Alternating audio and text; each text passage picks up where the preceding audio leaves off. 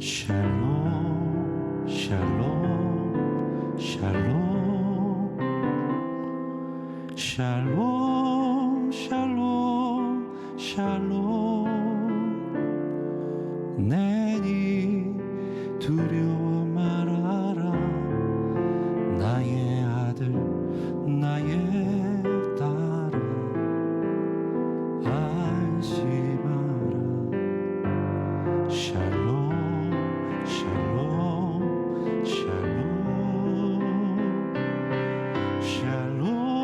샬롬 샬롬 나의 평안을 주노라 세상과는 다른 평안 두려워 마라 샬롬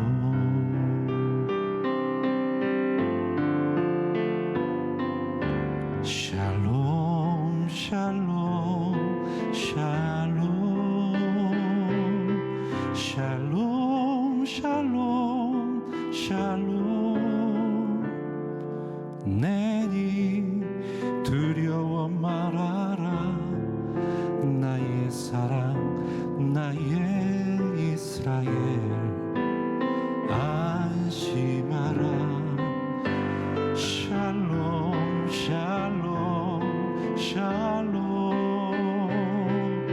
샬롬 샬롬 샬롬 평강 있을지어다 아버지께서 날 보냄같이 나도 널 보내노라 샬롬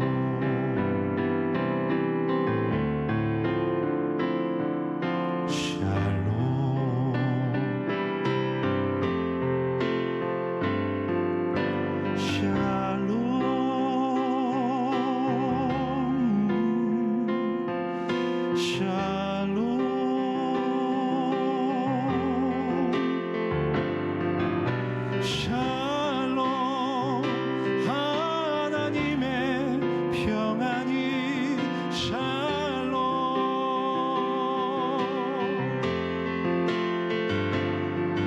샬롬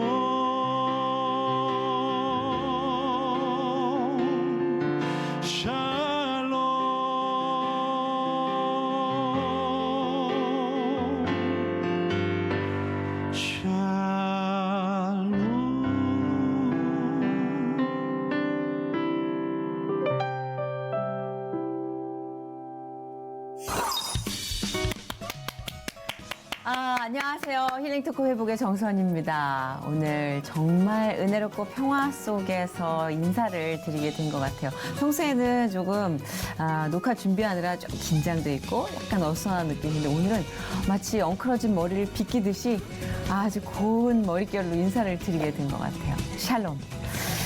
이 찬양의 주인공이시면서 찬양 사역자이시죠. 김도현 씨를 모셨습니다. 어서 오세요. 안녕하세요. 네, 반갑습니다. 말씀으로 찬양을 빚어내는 찬양 사역자 김도현.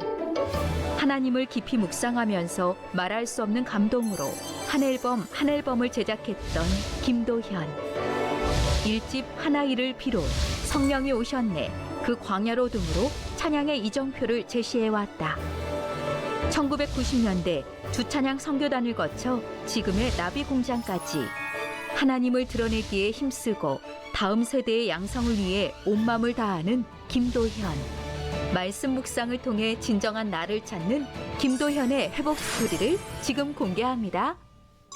정말 명확하게 배 위에서 내니 두려워 마라라고 하는 성경 구절이 떠올라서 하나님을 찬양한다라는 명제 아래서 서로가 좀 깎아내려지는 어떤 경험들을 하면서 남들이 듣지 않더라도 정말 내 안에 있는 그냥 진솔한 모습들을 담았으면 좋겠다라는 그 나라 꿈꾸게 하시네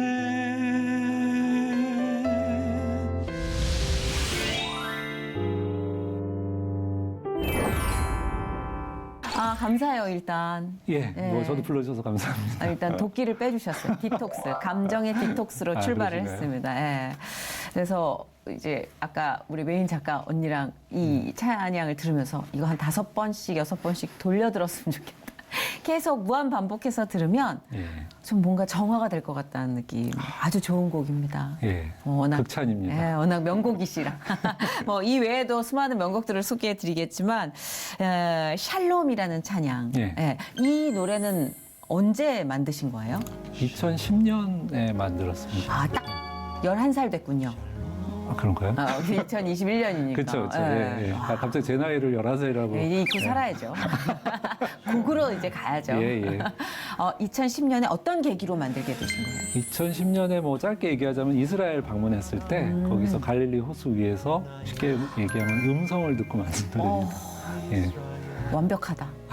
아, 완벽하다. 정말 예. 드라마틱하고 드라마틱하죠. 예. 뭔가 또 정확하고. 그러니까 저도 사실은 기대치 않았던 음성을 들어가지고 예, 음성 듣는다 그러면 약간 신비주의 같긴 한데 정말 명확하게 배 위에서 내니 두려워 마라라고 하는 어디선가 봤던 성경 구절이 떠올라서 네. 이게 저에게 주시는 어떤 샬롬의 메시지다라고 생각하고 이제 곡으로 만든.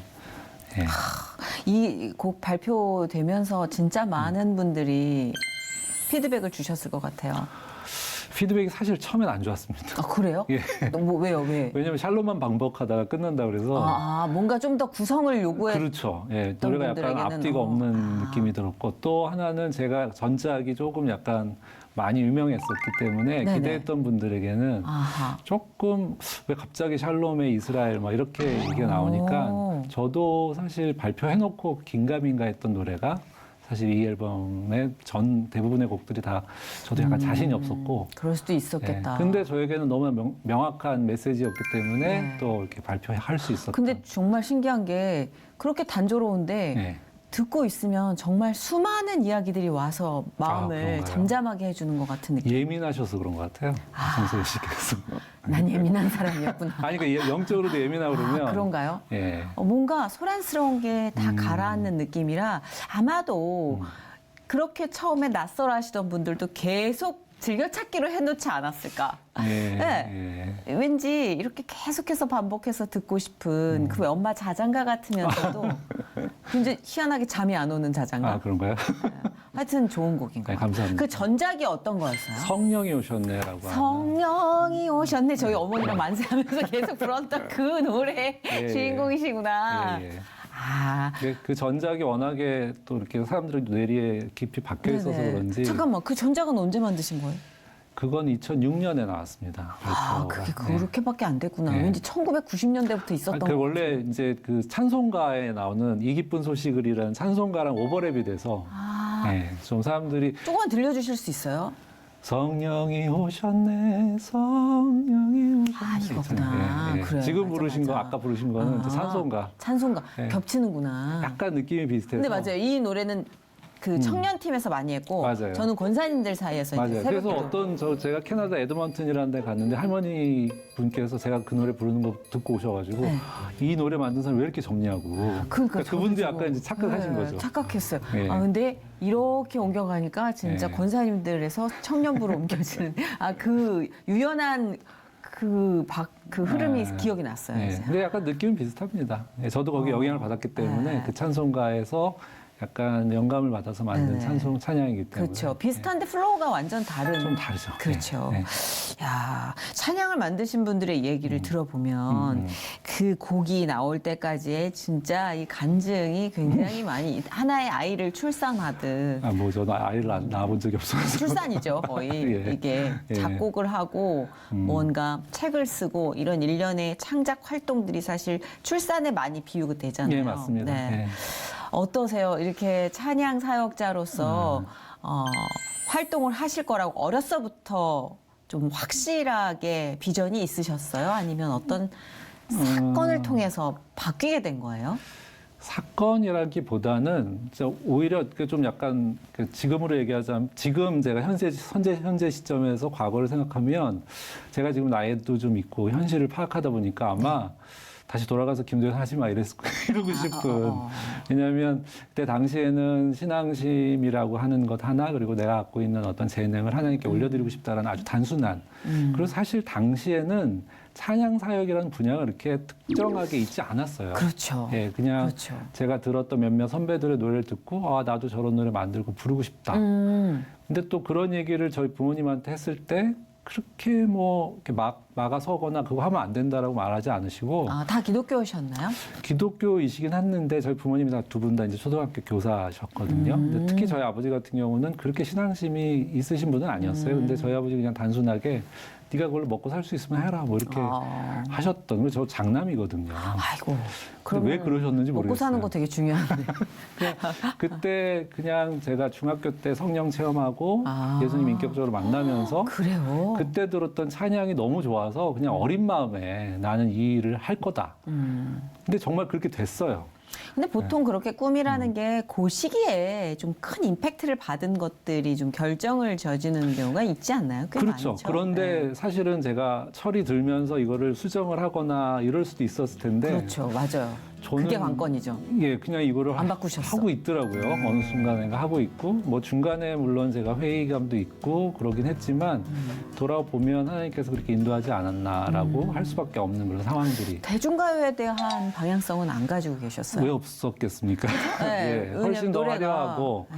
제가 뭐 그 대중음악 쪽에서 약간 뭐 활동한 건 아니지만 곡을 써주고 편곡하고 했던 그 짧은 경험으로는 훨씬 그러니까 이게 금전적으로도 훨씬 네. 많은 그것도 있었고 또 잘하면 또 사람들이 인정을 받을 수 있으니까 자극적이잖아요. 그렇기도 하고 워낙에도 음악이라는 게 물론 찬양도 마찬가지지만 무대에 서서 뭔가 사람들에게 보여줘야 되잖아요. 그래서 어렸을 때 생각에는 철없을 때는 기왕이면 하나님께 영광 돌리려면 좀 더 유명해져서 아이고. 그런 어떤 유혹도 그렇죠. 있었고 그렇죠. 그리고 워낙에 찬양사역계가 뭐 아시다시피 그렇게 뭐 화려해 보이긴 하지만 그렇게 뭐 그만큼의 어떤 대가는 없다라는 걸 현실적으로 그렇죠. 깨닫고 나니까 네.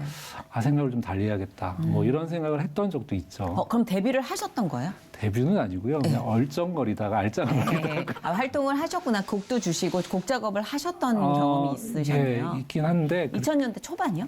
예, 2000년대 초반, 90년대 말에 뭐 얘기하면 좀 저는 흑역사인데 제 개인에게는 왜요? 왜냐하면 제가 그때 이렇게 막 저의 음악적인 어떤 그거를 보여줬던 거라기보다 그때 당시의 음악적인 상황들에 제가 이렇게 막 맞춰가다 보니까 제 음악도 아니고 저 사람 음악도 아닌 이상한 음악을 만들어내서 전 이제 그 제자들한테 나의 흑역사다 들려주는 음악이 그때 근데 당시. 그것 또한 김도현님의 그렇죠. 역사니까. 예, 흑역사도 예, 우리의 예, 역사니까. 역사죠. 예. 그럼요. 그런 예. 과정을 겪으면서 오늘의 제가 되지 않았나 맞아요, 생각합니다. 맞아요. 예. 예. 아, 그러셨구나. 잠깐 그 대중문화 쪽에서 겹쳤던 부분이 있는 분입니다. 김도현님이.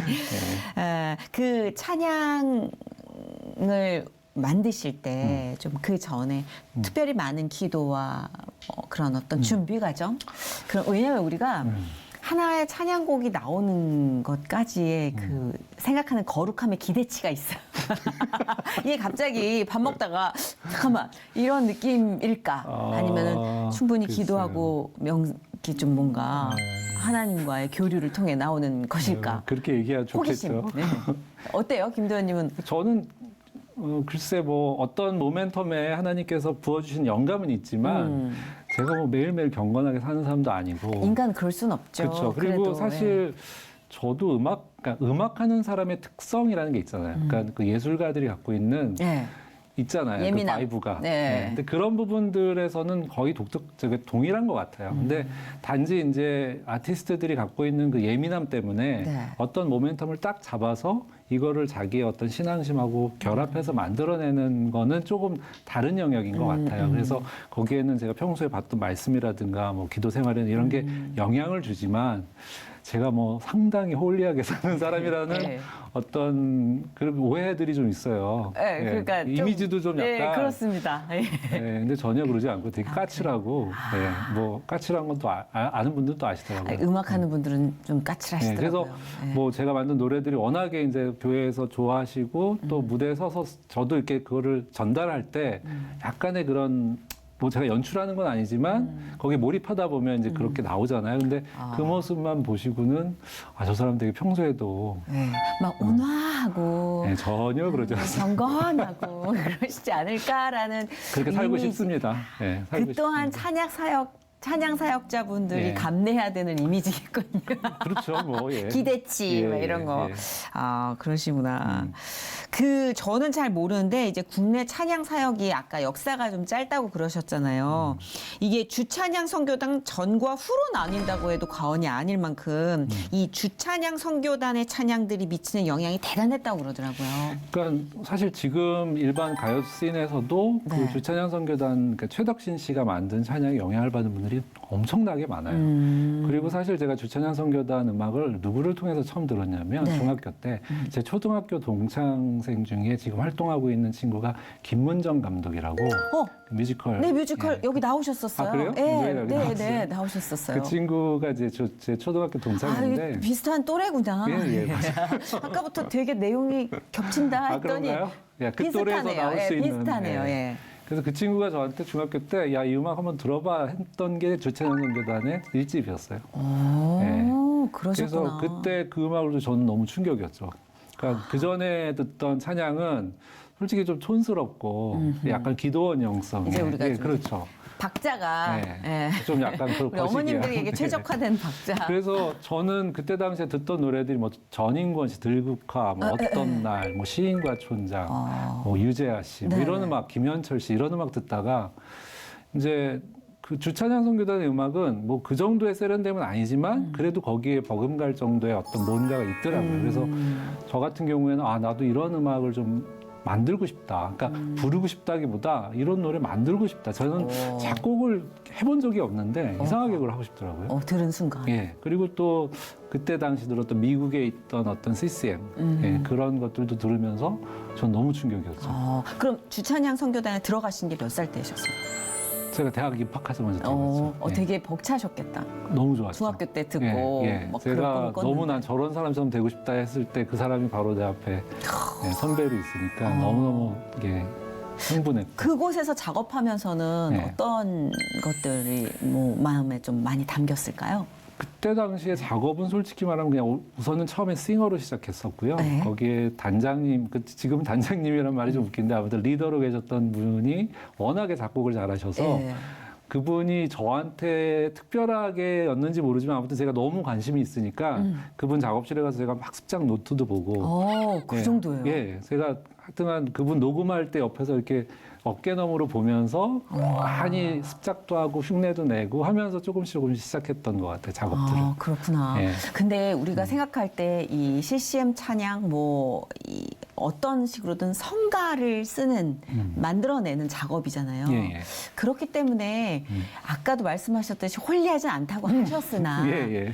전폭적인 사역 체계를 좀 거쳐야 되지 않나. 그렇죠. 예. 그렇죠. 그냥 그거를 노래만 말씀해드려야 될 것 같아요. 그죠. 아무래도. 노래만 만든다고 되는 예. 게 아닌 것 같다라는 생각을 해요. 그러니까 당시에 저희들 모인 그 나이대가 대부분 20대 이제 초반에서 후반까지 사람들은 워낙 혈기도 있고 다 그렇죠. 음악을 또 좋아하는 까칠하고. 까칠하죠. 예. 그러니까 저는 거기 막내였는데 저는 단체 생활 한 번도 해본 적도 없고 근데 거기서 어떻게 보면은 그러니까 영성도 영성이지만 단체 생활 안에서 선후배 관계 그러니까 그게 무슨 일반 단체에서 나오는 선후배가 아니라 어떤 사역자로서의 태도들을 좀 배웠던 것 같아요. 그러니까 쉽게 얘기하면 자기를 내세우고 싶고 이렇게 무대 서게 되면 자기 내세우고 싶잖아요. 그럼요. 네. 당시에 이제 마이크가 비싸니까 네. 뭐 쉽게 하면 그 다이나믹 마이크가 사실 요렇게밖에 소리가 안 나오거든요. 이렇게 요 소리만 이렇게 들어가게 되는데 네. 그 마이크를 하나 잡고 양쪽에 붙어가지고 노래를 해야 되니까 사실 가운데 있는 사람 목소리만 들어가요. 그렇구나. 양쪽에 있는 사람 안 들어가요. 근데 어떻게든 간에 내 목소리 내고 싶어서 네네. 크게 냈던 기억도 근데 그런 어떻게 보면 약간 유치하기도 하고 하는 그런 과정들을 통해서 기대했던 어떤 이야기는 아니겠지만 예, 그런 그렇죠. 본인이 갖고 있는 어떻게 보면 내세우고 싶었던 여러 가지 그런 것들을 내려놓을 수도 있었고 또 일주일에 한 2번 정도 모여서 성경 공부하고 또 선배 사역자들 이야기를 들으면서도 훈련도 받고 그러니까 어떤 막연한 관념적으로 내가 하나님을 찬양하는 것에 대해서 되게 환상을 갖고 있었어요. 아유, 그럴 수밖에요. 예. 근데 들어갔더니 정말 인간들의 그 모임이에요. 그렇죠. 서로 안에 있는 그 욕망도 있고, 근데 그 어떤 하나님을 찬양한다라는 명제 아래서 서로가 좀 깎아내려지는 어떤 경험들을 하면서 저도 거기서 다듬어진 것 같은 생각이 듭니다. 네. 그러니까 진짜 많은 분들이 그런 재능을 갖고 계신 분들의 고백을 이 자리에서 듣다 보면 아, 이게 쉽지 않은 거구나. 우리 대중문화를 하는 것보다 훨씬 더 많이 깎는 작업과 예, 맞습니다. 예, 칼자국이 많아요. 그러니까 정말 속된 뭔가 표현이지만 좀 아시는 것 같아요. 이쪽은. 칼자국이 많아요. 아, 그래요? 예, 진짜 고도로 훈련된 무사를 보는 것 같아요. 여기 이제 방송 쪽에서 일하는 예, 예. 확 화려한 기술을 쓰는 무사들한테보다 훨씬 칼자국이 많아요. 그게 왜 그럴까 생각해 저도 보면 잘 모르겠네요. 아. 그냥 그때 조금씩 알 것 같지 지금도 다 알진 못하겠으나 확실히 다르더라고요. 그러니까 저도 사실 이렇게 활동을 하다 보니까 크리스찬 연예인분들을 많이 만나요. 그렇죠. 예. 네, 근데 그분들하고의 대화를 나누다 보면 그분들한테 그러니까 훨씬 저보다도 영향력을 많이 끼치고 훨씬 더 유명한 분들인데 저를 너무 이렇게 리스펙트 해준다는 느낌이 들 때가 있어요. 그럴 수밖에요. 나는 별게 없는데 왜 저럴까 하는데 그런 부분도 있겠네요. 그럼요. 예. 예, 우리는 어떻게든 타협을 하고 가거든요, 지금. 근데 타협 없이 가는 자에 대한 리스펙트는 전 있어야 된다고 예, 생각합니다. 아이고 저희가 감사하죠. 그래서. 예, 하나님이 빚어주신 대로 우리가 쓰임받고 있지만 확실히 쉽지 않은 길을 가고 계시기에 그런 존경의 표현이 나오는 게 아닌가. 아유, 고맙습니다. 그만큼 무게가 있고 아까 그 샬롬 하나로 진짜 우리 초토화시키셨어요. 제가 그랬잖아요. 그런가요? 아유, 나 말을 못하겠다. 마음이 막 너무 평화로워지니까 네. 얘기하고 싶지가 않더라고요. 감사합니다. 네. 할렐루야입니다. 아, 네. 그 아까도 이제 나는 왜 이렇게 잘났는데 왜 쟤보다 나를 안 쓰는 거예요? 네. 이거는 너무 다들 공감하는 그렇죠. 예. 투정과 기도 제목입니다. 예, 저도 그랬고. 예. 근데 아까 이 말씀하시는 걸 듣다 보니까 한 아이가 그런 고백에서부터 출발한 게 아닐까라는 생각을 했어요. 결과적으로는 그런 것 같아요. 예. 근데 사실 그 앨범이 1집이거든요. 네, 1집. 앨범이. 부제로 그때 당시에 붙었던 부제는 늘 울고 싶은 마음들이었어요. 너무 알 것 같아. 그래요. 그럼요. 그래서 어떻게 보면 저한테는 얘기였어요. 늘 울고 싶었고 왜 하나님 나를 이렇게 자꾸 옆으로 놓으시지? 왜 나를 이렇게 좀 난 하나님을 향해서 이렇게 열심히 가고 있는데 난 하나의 아이처럼 하나님만 붙잡고 있는데 맞아. 왜 자꾸 나를 이렇게 변방으로 모실까? 그래서 울고 싶었어요. 늘. 맞아. 근데 그런 마음을 가진 사람들에게 노래를 만들어야겠다라고 해서 만든 앨범임에도 욕망의 덩어리였어요. 그 앨범조차도. 왜냐하면 욕망의 덩어리. 마음에 든다. 욕망의 덩어리였죠. 그러니까 표출은 안 했지만 사실 나 음악적으로 여전히 나 죽지 않았어. 왜냐하면 제가 가요 쪽에 이렇게 얼쩡거릴 때 일반 저와 같이 이제 시작했던 CCM 동료들은 아 제가 드디어 저기로 들어가는구나. 아. 이렇게 기대 어린 눈으로 봤는데 별거 아니니까 아 하나님이 쟤를 좀 하시나 보다 연단하시나 보다. 그러니까 전 자존심이 상하는 거죠. 네. 그렇죠. 그래. 이 머리로는 알겠지만 마음에서 우라통이 치밀. 그렇죠. 그러니까 나는 일집 앨범 냈을 때 내가 아직 안 죽었어. 이걸 보여주고 싶어가지고 냈는데 네. 아주 처절하게 망했죠. 그 앨범. 예. 아, 우리 정말 아까 너무나 많은 분들에게 불려졌으나 권사님과 청년들의 그 폐가 갈렸다는 성령이 네, 오셨네요. 네. 이 얘기를 좀 해볼게요. 예. 이게 그러면은 그 한 아이의 이후죠. 처절한 실패 이후에 예. 저는 사실 찬양을 그만하려고 그랬어요. 안 하고 그냥 제가 그때 당시에 만났던 분이 그 다큐멘터리 감독 김우현 감독님이라고 그 형님을 제가 이제 사실 안 지는 꽤 됐는데 네. 그 형이 갑자기 그 공중파의 아주 유명한 다큐멘터리 감독으로 활동하시다가 본인도 이제 하나님의 그러니까 그분의 표현이면 하늘의 풍경을 찍고 싶다. 어허. 되게 말은 멋있는데 되게 네. 추상적인.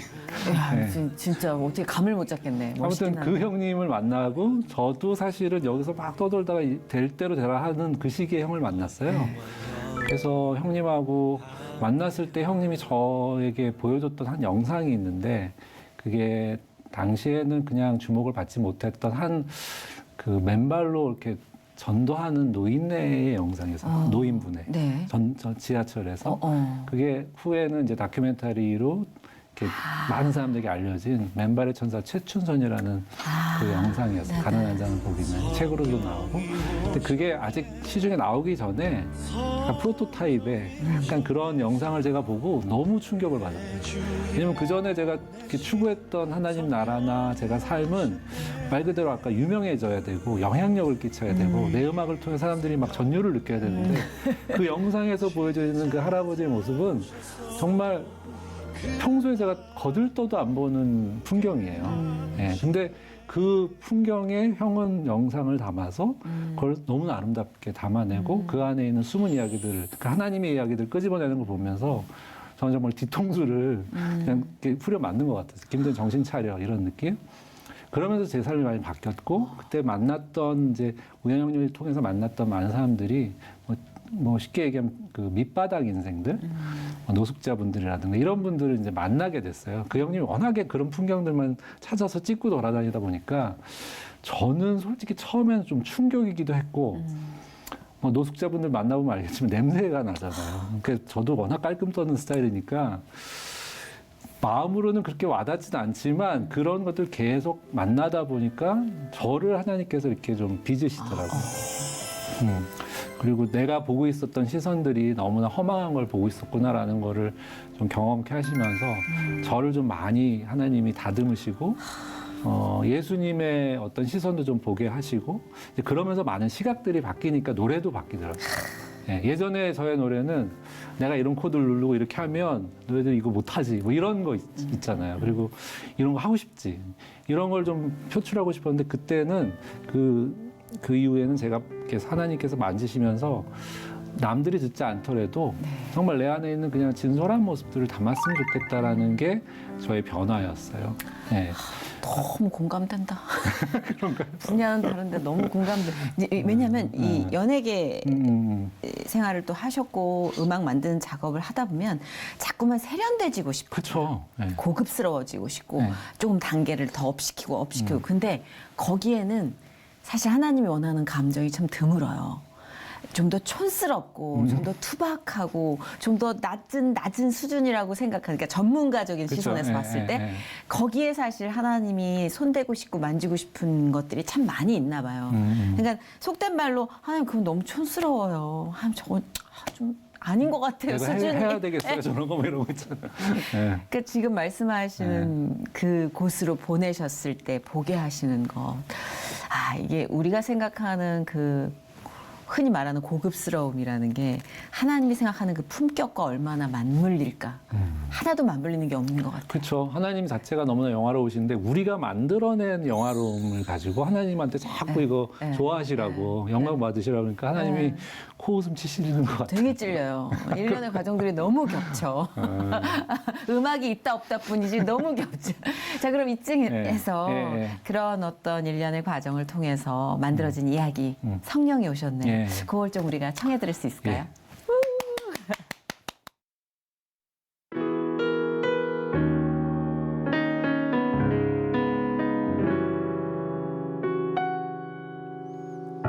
허무한 시절 지날 때 깊은 한숨 내쉴 때 그런 풍경 보시며 단식하는 분 있네. 고와 같이 너희를 버려두지 않으리. 내가 너희와 영원히 함께하리라. 성령이 오셨네. 성령이 오셨네. 내 주에 보내신 성령이 오셨네. 우리 인생 가운데 친히 찾아오셔서 그 나라 꿈꾸게 하시네. 억눌린 자 갇힌 자 자유함이 없는 자 피난처가 되시는 성령님 계시네. 주의 영이 계신 곳에 참 자유가 있다네. 진리의 영이신 성령이 오셨네.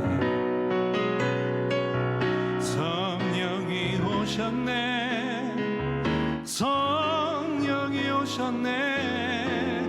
내 주에 보내신 성령이 오셨네.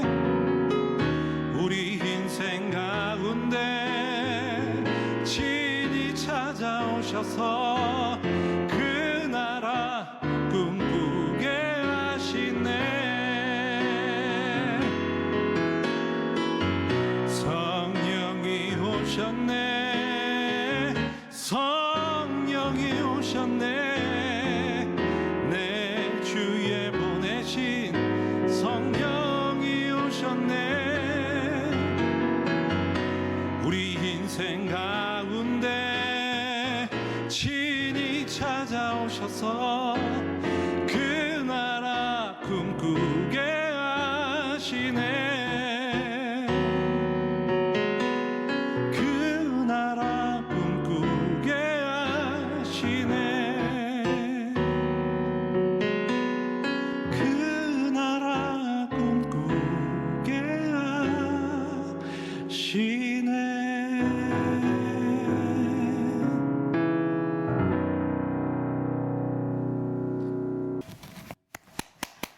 아, 감사합니다. 네, 감사합니다. 한 번 더 듣고 싶다. 계속 아까 샬롬이랑 이거를 계속 무한반복 듣다가도 한 시간 동안 여러분이 손해봤어라는 생각 안 하실 것 같아요. 열 얘기보다 더 감동인 게 네. 사실 음악이 주는 힘이잖아요. 감사합니다. 전 사실 정말 비밀인데 노래를 못해요. 비밀 아닌 것 같은데요. 제가 진짜 네, 그래서 네. 이 노래로 자신의 기도를 담아내는 분들 보면 나는 그 재능이 너무 부러워요, 사실. 근데 그냥 재능이 있는 거에서 그치는 게 아니라 가르치시기도 한다면서요. 사실 예. 이건 좀 가르쳐 줘야 돼요. 그냥 후배들을 양성해 주셔야 됩니다. 하루뮤직 스쿨이라고 제가 2012년 7월에 이제 시작을 와, 했는데 꽤 됐네요. 예, 네. 꽤 됐습니다. 처음에는 그냥 한 3개월 정도 하는 걸로 실험 삼아 아, 진짜요? 예, 한번 해볼까라고 했는데 하다 보니까 너무 필요한 일들이라고 생각이 들어서 이제 지금까지 해오고 있습니다. 아, 진짜요? 예. 그러면 하루뮤직은 어떤 교육 과정이에요? 뭐 교육과정이라고 얘기하면 좀 너무 좀 그렇고 어떤 스타일이에요? 그러니까 우선은 제가 작곡이라는 게 대부분 이제 어떤 감성적인 영역이라고 생각을 하는 경우가 많은데, 그러니까요. 저는 작곡이라는 부분이 또 하나는 되게 논리적인 자기 안에 가치관이 있어야 된다고 생각을 하게 됐어요. 그래서 그 가치관의 그 형성은 결국에는 성경에 있다고 생각하고, 아하. 작곡가가 스스로 성경을 연구하고 네. 공부함으로 인해서 거기서 나오는 어떤 무엇을 가지고 노래를 만드는 게 너무 중요하다고 생각을 해서 그거를 가르치는 걸 하고 있어요. 그래서 말씀을 스스로 공부하게 하는 거. 네. 그러면 말씀을 공부해서 그거를 음악으로 만드는 훈련들을 계속 지속적으로 하는 예, 거예요? 저는 이제 작곡 선생으로서 그 만들어내는 걸 가지고 곡 쓰기를 하는 예, 건가요? 예. 그러면 지금 혹시라도 보시면서 난 찬양 사역자가 되고 싶어요. 또 찬양곡을 쓰고 싶어요. 그런 비전을 갖고 있는 청년들에게 아주 가장 기초적인 그 어떤 입문할 수 있는 예. 팁을 좀 드린다면. 입문할 수 있는 팁. 예. 뭘- 현실화시키기가 힘들잖아요. 난 뭐 막연히 뭘 하고 싶어 하다가도 구체화시키려면 계기가 필요하거든요. 저희 그 학생분들 중에 보면 전공자가 아니라 네. 그냥 무턱대고 말 그대로 나도 내가 갖고 있는 어떤 감성이나 말씀들을 노래로 표현하고 싶다 그런 분들이 오세요. 그럴 수 있어요. 그런 분들 대부분 이제 스마트폰이나 이런 데 녹음을 하잖아요. 아하. 예. 근데 사실 그냥 아주 그 정식 작곡가라면 이제 그런 부분들이 좀 어렵죠. 그러니까 그걸 가지고 음악을 만들기는 어려운데 저는 좀 다른 관점에서 보게 된 거예요. 근데 그런 관점이 어디서 기인했냐면 아까 제가 말씀드렸던 그냥 대단하지 않아도 된다. 예. 화려하지 않아도 맞아요. 화려한 그냥 거는 네 뭐. 안에 있는 음악들을 표현해봐라. 근데 대신 제가 하는 역할들은 그 약간은 이렇게 약간 형질이 좀 대단하지 않은 거를 다듬어주는 역할들을 하는 거예요.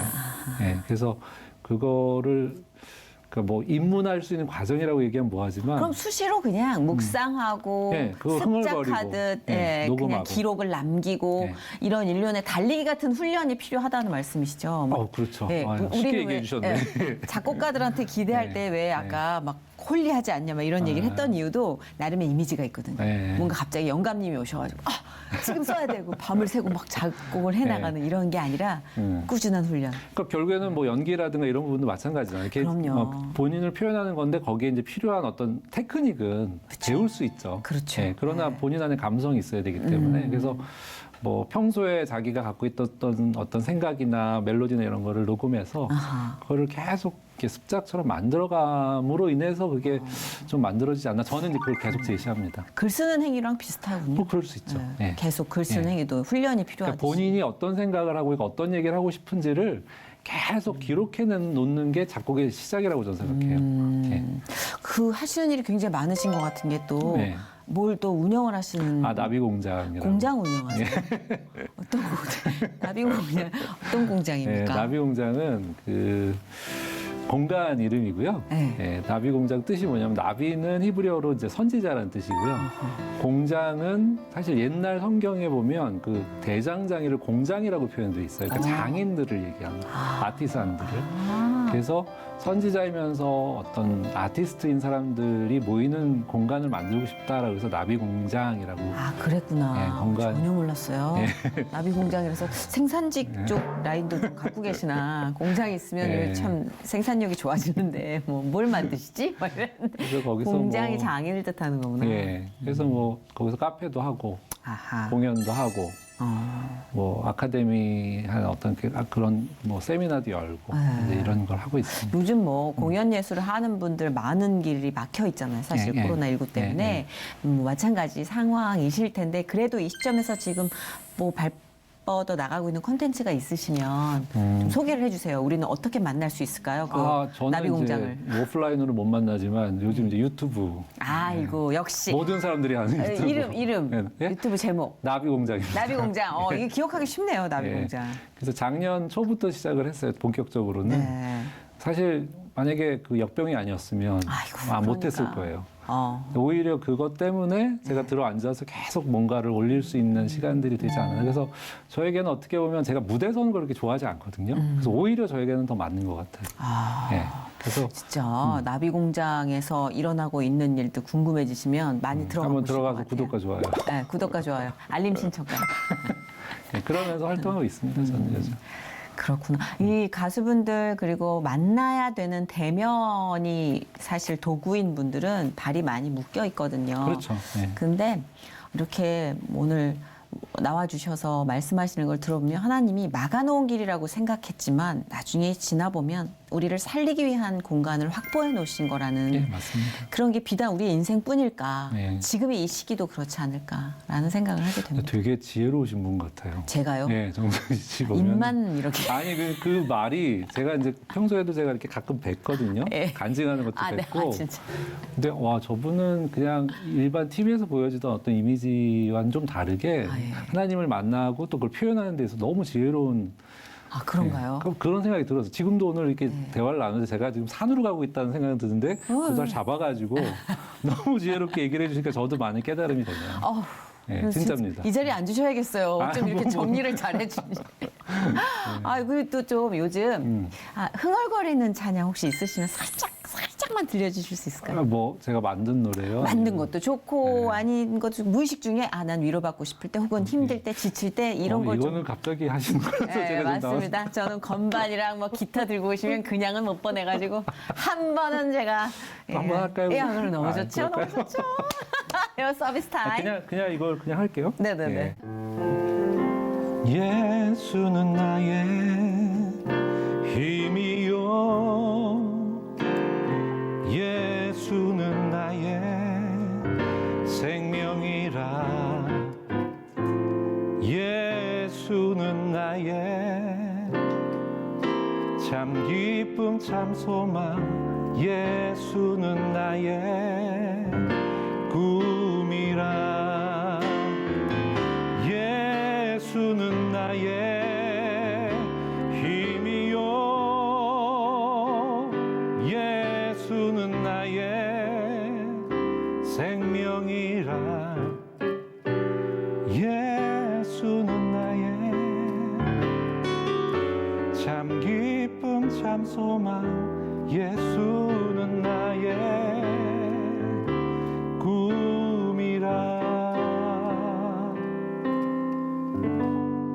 아멘. 아멘. 네. 아, 완벽합니다. 할렐루야. 할렐루야. 기승전 예수. 예. 네, 너무 완벽한 마무리였던 것 같아요. 아, 이 올해로 사역 30주년이시라면서요. 어떻게 그렇게 됐습니다. 야, 예. 사역 30주년의 느낌을 좀 소감을 한 말씀. 호감이요? 네. 오래 했네. 그렇죠. 진짜 하루하루 이렇게 살다 보니 어쩌다 보니 이렇게 됐네. 이 정도입니다. 그게 제일 좋은 것 같아요. 그죠?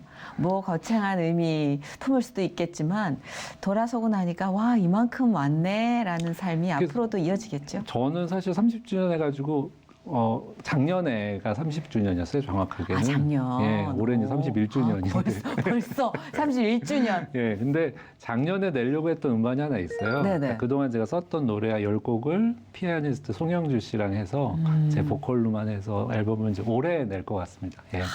기대하고 있겠습니다. 예, 그거 한번 제가 가지고 개인적으로. 다시 오셔야죠. 아니, 뭐 온다기보다는 아니, 개인적으로. 회복으로 오셔야죠. 예. 그래서 또 찬양 콘서트 아, 해주셔야죠.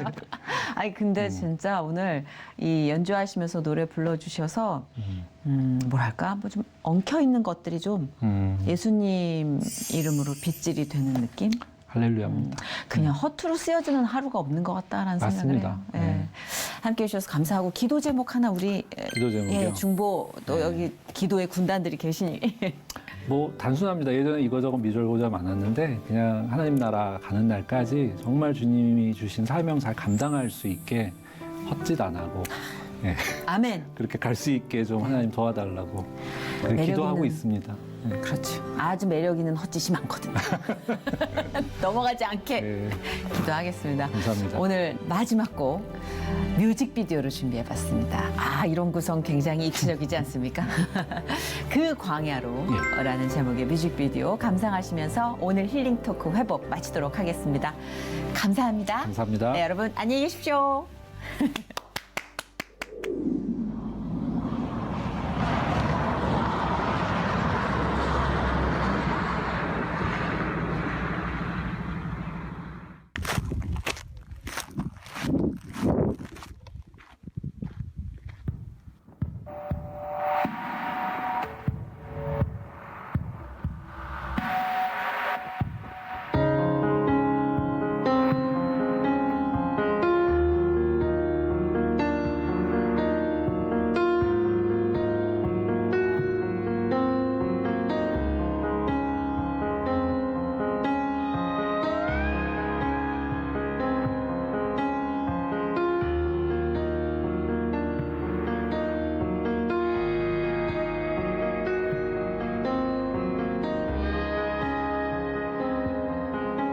광야로 우리를 부르시는 아버지, 나를 낮추시고 돌이키시는 내 아버지,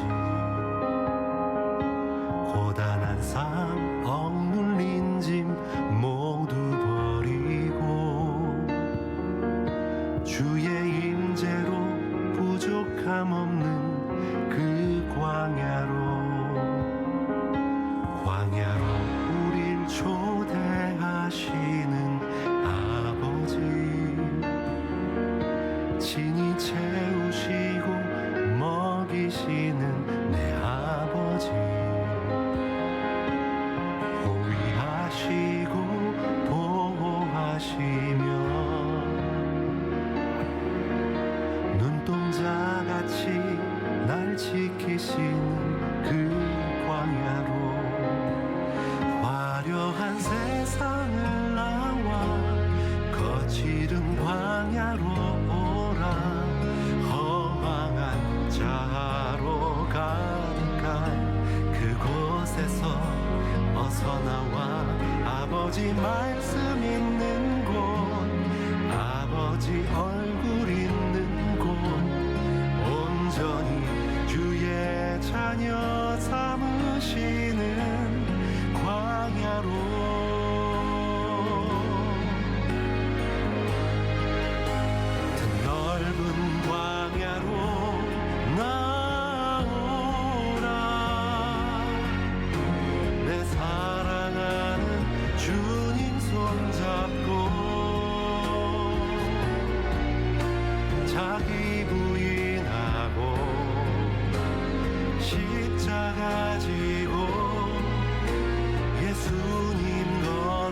걷던 광야로 넓은 광야로 날아오르라 주께서 주신 날개를 달고 날 양육하는 곳 날 세우시는 곳 나의 안식처 그 광야로